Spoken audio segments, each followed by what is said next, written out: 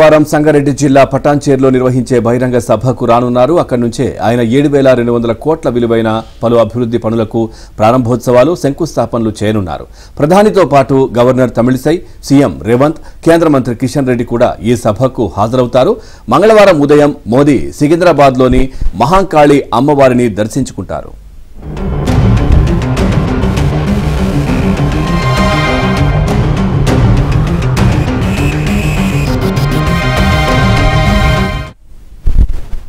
సంగారెడ్డి పర్యటనలో భాగంగా మంగళవారం ఉదయం 10 గంటలకు హైదరాబాద్లోని బేగంపేట్ ఎయిర్పోర్టుకు చేరుకోనున్నారు. ఎయిర్పోర్టులో నిర్మించిన సివిల్ ఏవియేషన్ రీసెర్చ్ సెంటర్ని ప్రధాని ప్రారంభిస్తారు. అనంతరం హెలికాప్టర్లో ఉదయం 10 గంటల 40 నిమిషాలకు సంగారెడ్డి జిల్లా పటాన్చెరులో పటేల్ గూడకు చేరుకుంటారు. సంగారెడ్డి నాందేడ్ అకోలా నేషనల్ హైవే 161ని జాతికి అంకితం చేయనున్నారు. ఇక 1,409 కోట్ల రూపాయలతో నిర్మించిన ఈ హైవే తెలంగాణ, మహారాష్ట్ర రాష్ట్రాలు విస్తరించి ఉంది. ఇక ఈ సంగారెడ్డి జిల్లా కేంద్రం నుంచి మదీనాగూడ వరకు విస్తరించి ఉన్న నేషనల్ హైవే 65పై 6 లేన్ల రహదారి విస్తరణకి ప్రధాని శంకుస్థాపన చేయనున్నారు. ఇందుకోసం కేంద్ర ప్రభుత్వం 1,298 కోట్ల రూపాయలను కేటాయించింది. ఇక అలాగే మెదక్ జిల్లా నుంచి ఎల్లారెడ్డి వరకు విస్తరించి ఉన్న నేషనల్ హైవే 765D పనులకు ప్రధాని శంకుస్థాపనలు చేయనున్నారు.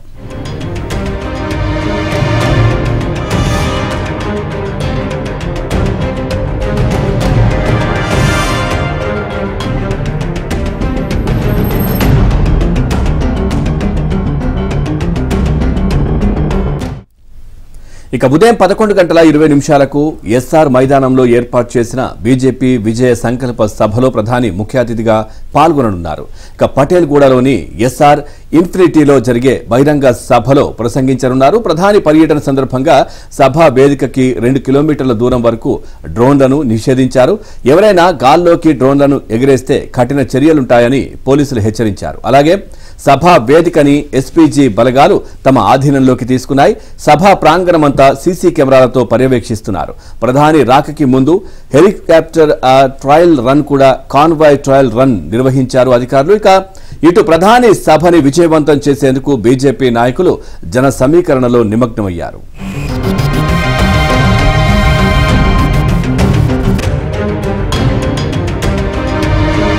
చేశారు. ఇంకా ఈ ప్రత్యేక పూజల తర్వాత ఆయన 10:30 గంటల సమయంలో బేగంపేట విమానాశ్రయం నుంచి బయలుదేరి సంగారెడ్డి పర్యటనకు వెళ్ళబోతున్నారు.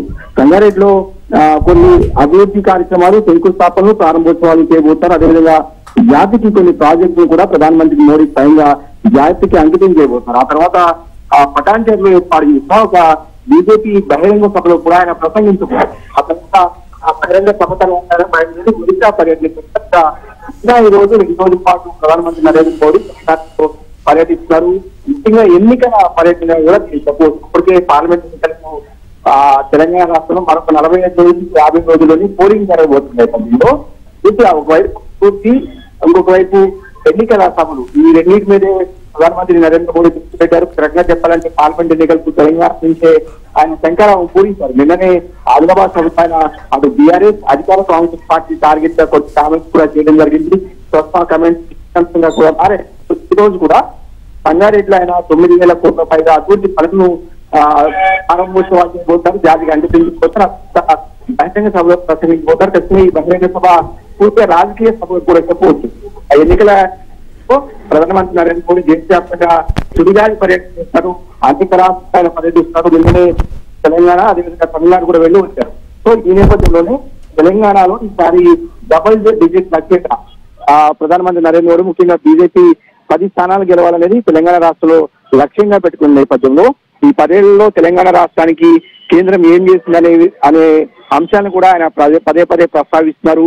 సో ఈ అంశాలపైనే ఆయన పర్యటన కొనసాగబోతుంది. కాసేపట్లోనే ఆయన సికింద్రాబాద్ అమ్మవారి ఆలయానికి రాబోతున్నారు. అక్కడ నుంచి బయలుదేరి సంగారెడ్డి పర్యటనకు వెళ్తారు. కాకుండా చాలా వరకు అభ్యర్థుల వెలువడే అవకాశాలు ఉన్నాయి, అభ్యర్థుల పేర్లు ఖరారు చేసే అవకాశాలు కూడా ఉన్నాయి అని చెప్తున్నారు. దీనికి సంబంధించి ఏమైనా అప్డేట్స్ ఉన్నాయా?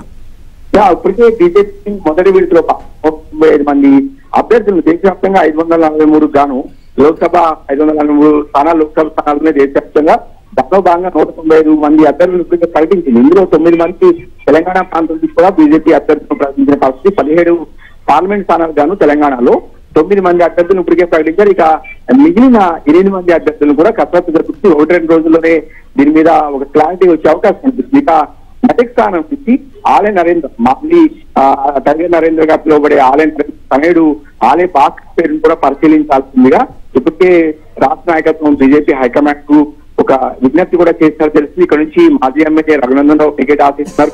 అదేవిధంగా అంజిరెడ్డి జిల్లా పార్టీ అధ్యక్షుడు ఉన్నాడు. అంజిరెడ్డి కూడా టికెట్ ఆశిస్తారు. అదే భాస్కర్ మొదట జహీరాబాద్ టికెట్ ఆశిస్తున్నప్పటికీ కూడా జహీరాబాద్ బీఆర్ఎస్ పార్టీకి సంబంధించిన సిట్టింగ్ ఎంపీగా ఉన్న పార్టీలు బీజేపీ చేస్తే ఆయనకు వెంటనే టికెట్ కూడా ఇవ్వడం జరిగింది. సో బీబీ పార్టీకి టికెట్ ఇచ్చిన తర్వాత అక్కడ జహీరాబాద్ లో పరిస్థితులు కొంత ప్రతికూలంగా మారాయి. బీజేపీ రాష్ట్ర నాయకత్వం ఒత్తిడి కూడా తీసుకున్న పరిస్థితి కనిపిస్తుంది. అదేవిధంగా నాగర్ కర్నూలు కావచ్చు, మల్కాజ్గిరి కావచ్చు, కొన్ని ఏదైతే 9 మంది అభ్యర్థులు ప్రకటించిన తర్వాత బీజేపీకి కొంత తలనొప్పి కూడా వచ్చిన పరిస్థితి